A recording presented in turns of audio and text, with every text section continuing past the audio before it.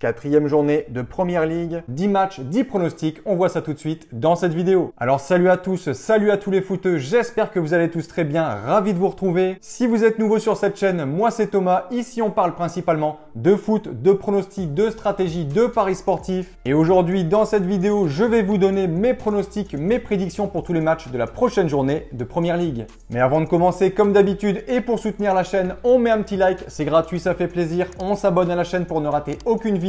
On partage, on commente. Petit bonus pour cette vidéo, j'offre 50 € à celui qui trouvera le score exact de ce match. Pour participer, c'est pas compliqué, mettez uniquement dans les commentaires votre score exact, les buteurs.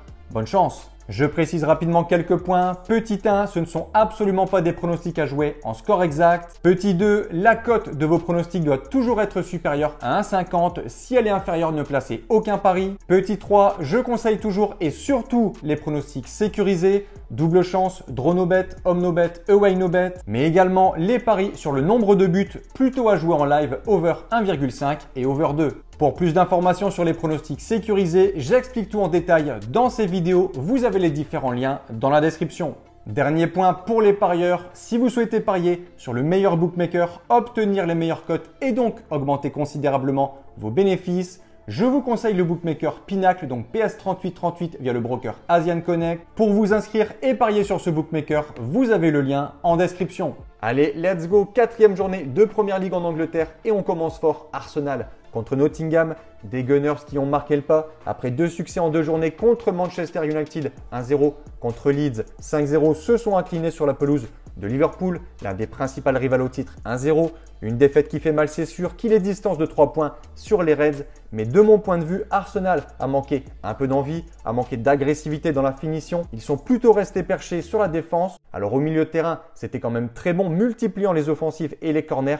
Mais ni Gaio Keres, ni Martinelli, ni Madueke n'ont réussi à battre Alisson qui a fait un match solide. Et même malgré les entrées d'Odegaard, Eze ou encore du jeune Max Deman, Arsenal n'a jamais réussi à trouver le chemin défilé. En face, Nottingham, après une victoire et un nul, a été très décevant lors de la 3e journée. Contre West Ham, effondrement pathétique en défense dans les 15 dernières minutes de jeu, alors que visiblement, ils maîtrisaient le match pour au moins arracher le match nul. S'ils reproduisent le même cinéma défensif contre Arsenal, l'addition sera, je pense, beaucoup plus sévère. Mon point de vue pour ce match, je m'attends à un succès des locaux, Arsenal 2-0. On enchaîne Bournemouth-Brighton. Les locaux ont signé leur seconde victoire de la saison après celle obtenue contre Wolverhampton 1-0, cette fois-ci sur la pelouse de Tottenham, encore une fois 1-0. Malgré une possession de Tottenham de 61% contre 39%, Bournemouth a su empêcher les Spurs de se créer des occasions grâce à un très bon travail défensif.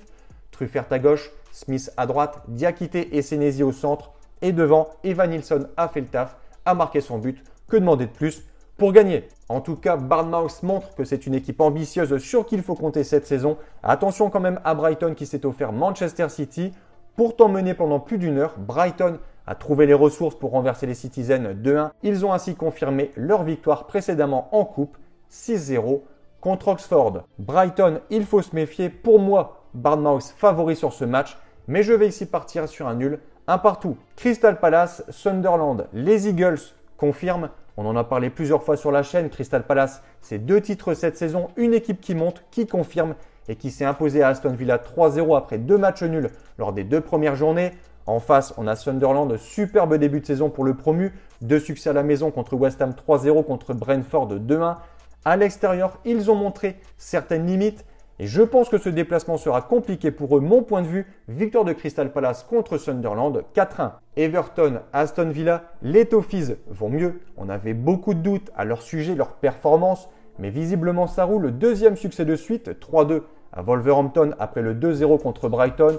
On a encore un bon match de Jack Grealish. On a encore un but de Iliman Ndiaye. Mais on a surtout une 5e place au général pour Everton, ça sent très bon pour eux avant la réception d'Aston Villa qui de son côté clôturait la 3e journée contre Crystal Palace et souhaitait s'offrir sa première victoire à domicile mais devant son public.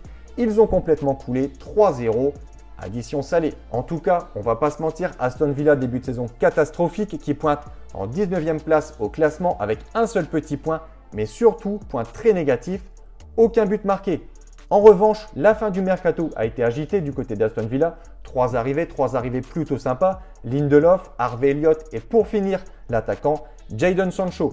Pour moi, ici, malgré le fait que Aston Villa soit favori, je vais opter pour un petit succès des Toffees, 1-0. On enchaîne, Fulham reçoit Leeds. Fulham court toujours après son premier succès cette saison, 2 nuls contre Brighton, contre Manchester, une défaite sévère à Chelsea 2-0. Ici contre Leeds, match qui paraît vraiment abordable pour Fulham, qui sur le papier est supérieur et favori. Leeds, de son côté, a montré qu'à la maison, ça tenait le coup. Une victoire, un match nul. En revanche, leur seul déplacement cette saison, certes, c'était Arsenal, mais on a une défaite 5-0. Selon moi, ici à Fulham, Leeds aura du mal. Je vais dire 2-1 pour Fulham. Newcastle reçoit Wolverhampton pour ce 6e match des Magpies qui, un peu comme Aston Villa, sont très décevants en ce début de saison. Et même en fin de saison passée, Newcastle reste sur une série de 11 matchs sans victoire, 7 défaites, 4 matchs nuls. On est bien loin des objectifs et des perspectives de ce club qui, pour rappel, va disputer la Ligue des Champions et recevoir Barcelone le 18 septembre. Ils viennent également de perdre leur meilleur élément offensif, Alexander Isak parti pour Liverpool. Pour le remplacer, ils ont signé de justesse l'attaquant de Brentford, Yohan Wissa. Newcastle a impérativement besoin de se rassurer, de prendre des points, de prendre confiance. Et s'ils ne le font pas contre Wolverhampton, ce sera, je pense, très dur pour eux cette saison. Je pense qu'ils vont enfin relever la tête et signer leur premier succès ici à la maison à St James Park, 3-1. West Ham Tottenham, affiche très intéressante selon moi. Des Hammers qui, après une saison passée ratée, visiblement semblaient repartir dans une saison plutôt moyenne. Les 2 premières journées, c'était 2 défaites très vilaines. 3-0 chez le promu Sunderland, ensuite 5-1 à domicile contre Chelsea. On s'attendait forcément à une 3e du côté de Nottingham, mais là franchement West Ham a été très solide. Ils ont été patients et ont profité du naufrage défensif de Nottingham. J'ai encore du mal à comprendre ce qu'il s'est passé, mais en tout cas, belle victoire des hommes de Potter qui reçoivent ici Tottenham. Ça risque de ne pas être facile du tout. Des Spurs qui n'ont plus le même visage que la saison passée, désireux forcément de retrouver les places de haut de tableau. C'était bien parti, 2 succès faciles, 3-0 contre Burnley, 2-0 à City. Très belle performance au passage. Ils pensaient même s'installer en tête avec Liverpool en battant Bournemouth, mais là par contre, grosse désillusion.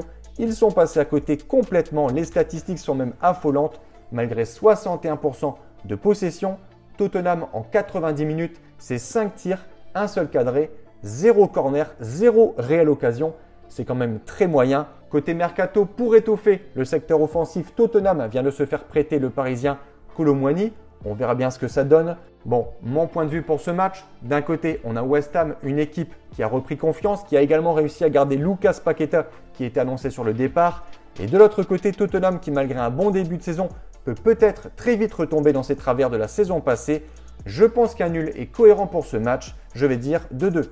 Brentford-Chelsea, une semaine après leur carton à West Ham 5-1, les hommes d'Enzo Maresca se sont imposés face à Fulham à la maison à Stamford Bridge 2-0 pour enchaîner un 3e match sans défaite en championnat. Et encore une fois, je le disais la semaine passée, malgré cette victoire à Fulham, Chelsea sur le terrain n'était pas forcément très convaincant. Franchement, un match nul n'aurait pas été volé pour Fulham. Brentford est prévenu. Je l'ai déjà dit, je le répète, Chelsea est très dangereux sur les coups de pied arrêtés. Corner, coup franc, Brentford devrait être très vigilant. Je vois pour ce match Chelsea supérieur pour un court succès, 1-0. 9e match de cette 4e journée, Burnley-Liverpool. On ne va pas s'éterniser sur ce match, affiche avec 2 équipes diamétralement opposées. Dans tous les secteurs, Liverpool c'est une valeur sûre. Je les vois champions cette saison, clairement 3 matchs, 3 succès. Seul leader pour le moment avec 9 points. Ils viennent encore de signer un renfort offensif, Isak, qui arrive de Newcastle pour 150 millions d'euros. En face, Burnley, promu, déjà 2 défaites en 3 journées. Clairement, on s'y attendait, j'en ai parlé plusieurs fois, ils ont un calendrier très compliqué. Je vois en toute logique une victoire de Liverpool propre et sans bavure, 2-0. On conclut par le choc, l'affiche, le derby de cette journée. Manchester City qui reçoit Manchester United, les Red Devils, saison passée compliquée, début de saison compliqué, défaite contre Arsenal, nul contre élimination en coupe contre Grimsby Town, club de D4 anglaise. Le bilan aurait même pu être catastrophique si Manchester n'avait pas battu le promu Burnley, victoire 3-2 sur un penalty assez généreux dans les arrêts de jeu. Manchester a clairement sauvé les meubles, Amorim a tout de même une épée Damoclès au-dessus de la tête. Ce déplacement ne sera pas facile, surtout que City, de son côté, c'est pas ouf non plus. Ça avait bien commencé 4-0 à Wolverhampton, mais ensuite c'est 2 revers contre Tottenham 2-0 et contre Brighton 2-1. Petite info mercato, City vient de recruter le gardien de Paris Donnarumma. Mon point de vue, très difficile de donner un avis sur ce match. J'ai envie d'y croire pour United, clairement il y a moyen. Allez, je vais dire 1-0. Donc voilà pour mes pronostics. Et dernier point, si vous souhaitez optimiser vos paris sportifs et tenter d'être rentable sur le long terme, il faut parier sur les meilleurs bookmakers, ce qui vous permettra d'avoir des cotes plus élevées et donc d'augmenter considérablement vos bénéfices. Pour ma part, j'utilise le bookmaker PS3838, donc Pinac via le broker Asian Connect. Et dans cette vidéo, je vous explique étape par étape comment parier sur ce bookmaker. Comme d'habitude, vous avez le lien en description. Sur ce, merci d'avoir regardé. C'était Thomas. À la prochaine et bon pronostic. Ciao, ciao.